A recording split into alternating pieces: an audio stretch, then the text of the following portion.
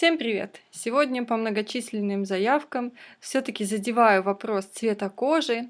Для меня, чтобы свести это видео, мне понадобилось сделать небольшое такое исследование, потому что, если честно, когда я работаю с фотографией, у меня редко возникают вопросы с цветом кожи. Даже бывает смешно, что я работаю с картинкой, проверяю ее потом пипеткой по коже и вижу, что реально кожа, как в учебнике. То есть мне нужно было понять, почему у людей возникают проблемы с цветом кожи, почему это такая большая проблема.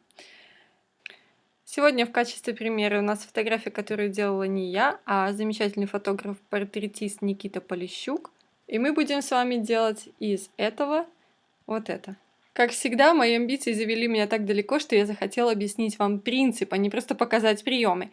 Поэтому я надеюсь, что большинству из вас будет понятно, что инструменты, которые я использую, не обязательны, и можно применять свои другие инструменты. Главное уловить здесь суть и саму логику работы. Тогда вы сможете применять эти же методики или другие методики, но каждый раз получать идеальный цвет кожи, будь то пленэр, детская съемка, студийная съемка или любая съемка, где вам нужно добиться идеального цвета кожи. Как мне кажется, самая главная ошибка при работе с цветом кожи, из-за которой может получаться не очень красивый цвет лица, это то, что люди не выставляют правильный баланс белого. Я уже делала целое видео про баланс белого. Если у вас будет такое желание, можете посмотреть. Ссылка у вас появилась на экране. Бытует такой миф, что если вы хотите иметь правильный, красивый, здоровый цвет кожи на картинке и насыщенный, то нужно делать баланс белого теплее. И по мне, нет, ничего нельзя сделать хуже для того, чтобы получать цвет кожи неправильный и некрасивый.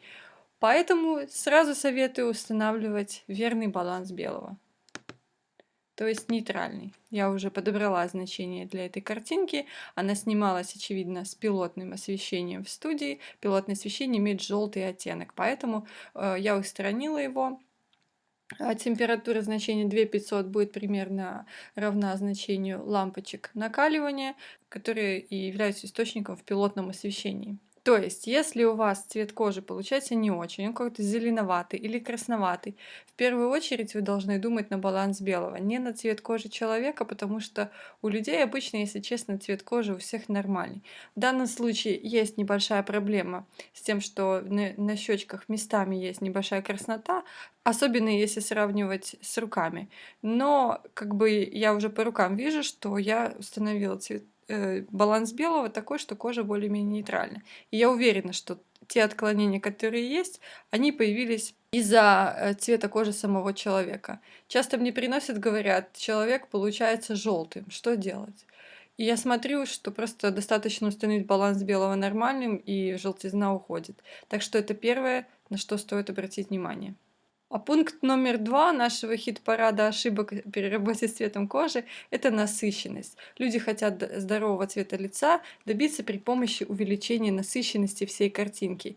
И делать так тоже ни в коем случае нельзя. Более того, скорее всего, логика, особенно в бьюти, студийных, фэшн-снимках, кардинально противоположная. То есть, когда мы увеличиваем насыщенность, вся неравномерность кожи, все проблемы начинают подчеркиваться.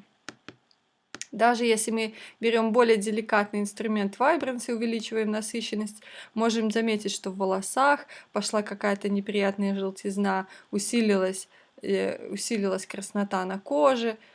В общем, все это смотрится как-то неправильно.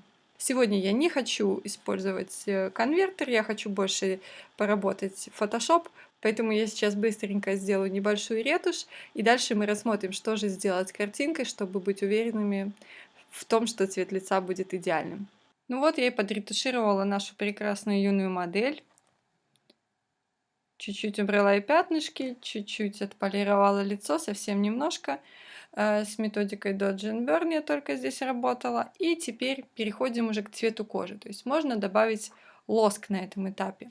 Основной момент после того, как вы поймете, что правильный баланс белого, в общем-то, уже дает правильный цвет лица. Лицо отличается от шеи, шея отличается от рук, есть какие-то покраснения. Не нужно бежать все это ретушировать, вручную перерисовывать. Вы можете это делать, но вы потратите много времени, результат не факт все равно, что будет хорошим. То есть это как расстреливать стаю воробьев при помощи ружья. То есть нужно как-то решать этот вопрос глобальнее. Потом уже, если будет необходимо, дорабатывать вручную. И первый постулат, который я хотела бы, чтобы вы поняли, это то, что насыщенность для цвета кожи это, скорее всего, все-таки враг в большинстве случаев. Конечно, из этого правила есть исключения, но если вы будете работать таким образом, то все сразу станет на свои места, вы это увидите. На данном примере мне сейчас нужно не увеличить насыщенность, чтобы получить красивый цвет кожи, а уменьшить ее. Сделать я могу это разными способами. Я для себя просто выберу тот способ, который я считаю красиво смотрится для такого глубокого портрета, в который я заодно и хочу добавить объем. Это способ такой общий, который и понижает насыщенность, и одновременно работает с объемом и контрастом. Можете запомнить его как такую отдельную еще методику дополнительную. И я применяю корректирующий слой микширования каналов Channel Mixer, устанавливаю его в галочку монохром и беру по большей части синий канал. То есть я возьму где-то 80% синего, 20 зеленого и 0 красного. То есть получается у нас вот такая примерно структура. То есть по сумме должно быть 100. И кладу это в режиме умножения Multiply.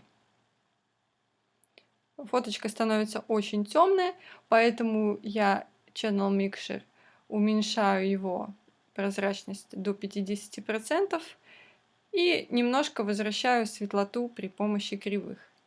Это такой интересный способ перечесать и цвета, и контрасты. Мне он очень нравится для портретов. Давайте посмотрим. То есть, видите, у нас уже после этого воздействия ушла во многом и краснота, цвет лица стал такой очень спокойным, съелась насыщенность. Зачастую вам будет уже этого достаточно, но если вы захотите добавить насыщенность именно цвета кожи, то нужно использовать тонировку. Сегодня я покажу вам 3 вида такой тонировки, которые вы сможете применять, комбинировать, по-разному использовать. Наслаждайтесь.